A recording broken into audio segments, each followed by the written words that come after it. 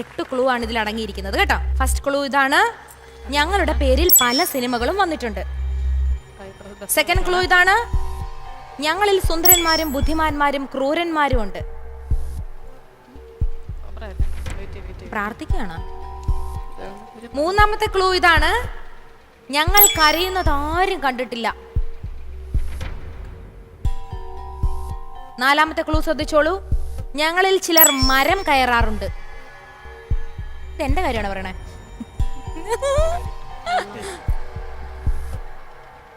അഞ്ചാമത്തെ ക്ലൂ ശ്രദ്ധിച്ചോളുക, മനുഷ്യൻ ആനന്ദത്തിനും ആഹാരത്തിനും ഞങ്ങളെ വളർത്താറുണ്ട്.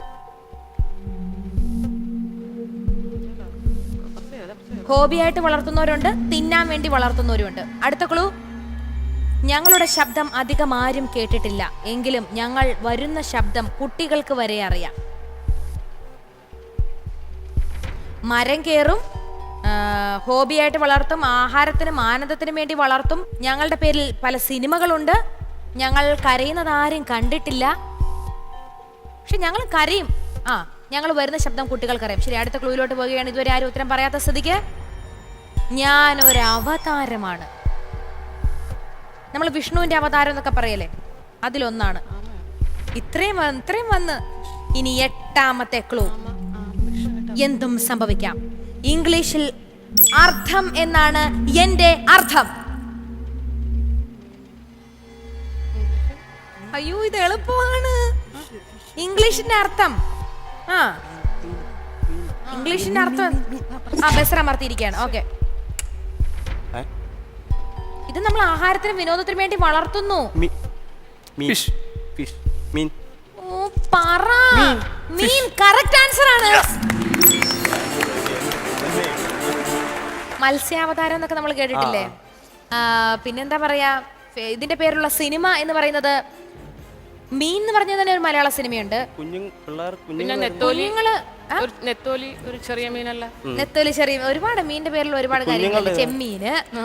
കുഞ്ഞുങ്ങൾക്ക് അറിയാവുന്ന ശബ്ദം എന്ന് പറഞ്ഞു കഴിഞ്ഞാൽ മീൻകാരൻ എന്നുള്ള ശബ്ദമൊക്കെ പിള്ളേർക്ക് പെട്ടെന്ന് എന്താ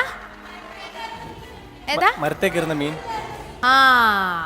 അങ്ങനെയുള്ള സംശയങ്ങൾ ടീച്ചറോട് ചോദിക്കണം. കാരണം സംശയം വെച്ചോണ്ട് ഒരിക്കൽ നിങ്ങൾ വീട്ടിൽ പോയി കഴിഞ്ഞാൽ നിങ്ങൾക്ക് ഉറക്കം പോലും കിട്ടത്തില്ല. ചേച്ചി പറഞ്ഞുതരാം. മരത്തെ കയറുന്ന മീന്റെ പേരാണ് മൊസു.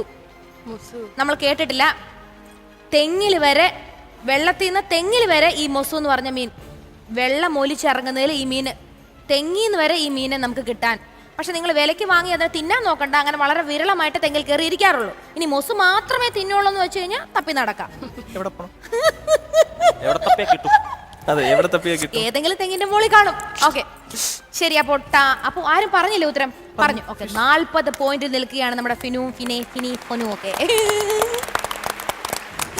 ശരി, അപ്പോൾ നമുക്ക് ഏത് ടാസ്ക് ആണ് ശ്വാസിക നിങ്ങൾക്ക് തരുന്നതെന്ന് നോക്കാം. നിങ്ങളുടെ ഗെയിം എന്താന്ന് വെച്ചാൽ, ഇത് കണ്ടോ, ഒരു പിരമിഡ് ഇവിടെ സെറ്റ് ചെയ്ത് വെച്ചിരിക്കുന്നത്. ഇത് കുറേ ബ്ലോക്സ് ആണ്. ഈ ബ്ലോക്സ് എല്ലാം നിങ്ങൾ ഒരുമിച്ചാക്കി ഇതുപോലെ ഈ പിരമിഡ് സെറ്റ് ചെയ്യണം. 60 സെക്കൻഡിനുള്ളിൽ നിങ്ങൾ ഈ ടാസ്ക് കംപ്ലീറ്റ് ചെയ്യുകയാണെങ്കിൽ നിങ്ങൾക്ക് ലഭിക്കാൻ പോകുന്നത് പിട്ടാപ്പള്ളി ഏജൻസീസ് നൽകുന്ന 15,000 രൂപീസിന്റെ ഒരു മൈക്രോവേവ് അവരാണ്. സോ ആരാണോ ഗെയിം കളിക്കാൻ വരുന്നത് വേഗം ഉഷാറായിട്ട് വന്നോളൂ. കയ്യിലുള്ള ബാറ്റിനെ എന്നെ ഏൽപ്പിക്കണം. ഓക്കെ, ഈജിപ്ഷ്യൻ പിരമിഡ് എന്നൊക്കെ പറഞ്ഞ ഒരു പിരമിഡ് അവിടെ റെഡിയാക്കി വെച്ചിട്ടുണ്ട്. എന്താണ്, മൈക്രോവേവ് ഓവൻ എന്നല്ലേ പറഞ്ഞത്? ഓക്കെ, ഓവൻ വെച്ച് സ്വയം പാചകം ചെയ്യുന്ന ശീലം ഒക്കെ ഉണ്ടോ? ഇല്ലെങ്കിൽ നമുക്ക് വളർത്തിയെടുക്കാൻ. Ready, 1 2 3 start.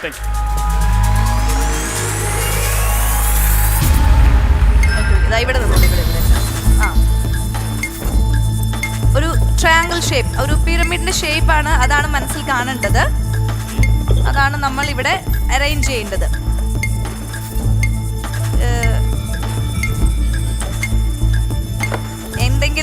എന്തെങ്കിലും ഐഡിയാസ് ഒക്കെ ഉണ്ടെങ്കിൽ അങ്ങോട്ടും ഇങ്ങോട്ടൊക്കെ മാറ്റി മറിച്ചൊക്കെ വെച്ച് നോക്കാം. മാക്സിൽ എന്തെങ്കിലുമൊക്കെ അഗ്രഗണ്യനാണോ? അല്ല. ഇനി നമ്മുടെ മുന്നിൽ 30 സെക്കൻഡ്സ് ആണ് ഉള്ളത്. ടൈം 60 സെക്കൻഡ്സേ ഉള്ളൂ ടോട്ടൽ. സോ ഒന്നുകൂടി ഒന്ന് ശ്രമിച്ചു നോക്കുക, എന്തെങ്കിലുമൊക്കെ ഒന്ന് വെച്ച് നോക്കാനായിട്ട്. ആ ബ്ലോക്കോ ഈ വലിയ ബ്ലോക്സോ എന്തെങ്കിലുമൊക്കെ. ഒരു പിരമിഡാണ് നമുക്ക് സെറ്റ് ചെയ്യേണ്ടത്. 10 സെക്കൻഡ്സും കൂടി ഉള്ളൂ. അയ്യോ, ഒന്നും ചെയ്യാൻ പറ്റുന്നില്ല. കുറച്ചും കൂടി ട്രൈ ഒന്നും കൂടി ചെയ്ത് നോക്കൂ. പറ്റുന്നില്ല അല്ലേ? എനിവേ, കുറച്ച് ടഫാണ്, കുഴപ്പമില്ല.